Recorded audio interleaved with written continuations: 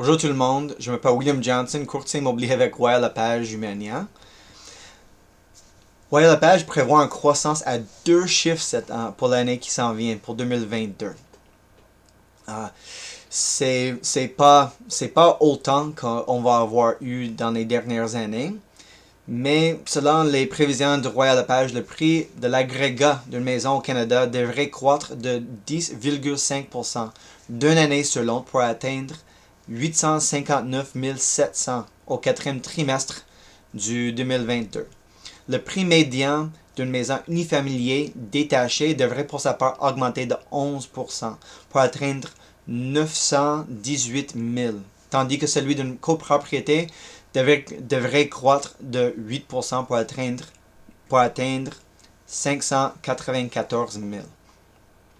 La demande refoulée d'acheteurs qui n'ont pas encore conclu une transaction en 2021, jumelée à la demande de logement provenant de la formation de nouveaux ménages et des nouveaux arrivants au Canada, continuera de faire grimper les prix sur un marché aux prises avec une pénurie chronique d'inventaire. La vigueur de l'économie canadienne, des tendances d'emploi à temps plein saines et, paradoxalement, l'émergence d'un nouveau coronavirus devrait contribuer à la vigueur du marché immobilier au pays. Royal LePage a toujours prévu ça. C'était écrit dans le ciel il y a 10 à 15 ans parce que il y avait beaucoup des enfants qui allaient arriver à l'âge en 2020, 2021, 2022 qui seront prêts d'acheter une maison. Donc, avec le nombre d'enfants et adolescents qu'on avait il y a 10 à 15 ans, c'était clair qu'il y aura une plus grande demande en 2020, 2021, 2019, 2021. C'est sûr qu'on a beaucoup des gens qui arrivent aussi à l'âge de vouloir acheter. Donc, c'était clair qu'à cette année maintenant, qu'il y aura une forte demande déjà. Et là, on rajoute le fait qu'il y a un coronavirus, il y a des nouveaux arrivants aussi. Tout ça contribue que la situation où nous sommes maintenant. Bien que l'émergence d'un nouveau variant de COVID-19 soit profondément regrettable, on ne peut pas ignorer que ces répercussions probables sur le marché immobilier qui seront positifs au niveau de demande.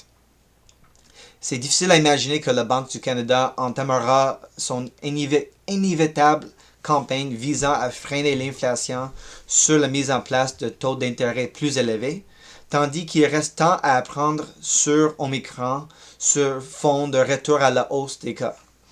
Les employeurs pourront revoir leur plan visant à rendre obligatoire leur retour au bureau, ce qui maintiendra l'attention sur l'importance de la maison comme lieu de vie et de travail. Le divertissement et les voyages seront de nouveau restreints, soutenant la tendance à l'épargne des ménages qui a défini l'ère pandémique. Bien que les confinements découlant de la pandémie et le télétravail obligatoire aient fait augmenter la demande pour des maisons plus grandes avec des espaces extérieurs de la part d'acheteurs qui auraient en temps normal acheté des copropriétés, le segment des maisons a rebondi à mesure que l'accessibilité s'estompe dans les segments de milieu et de haut de gamme du marché. La demande de copropriété a considérablement augmenté ces derniers mois, particulièrement dans les grandes villes comme Toronto et Montréal.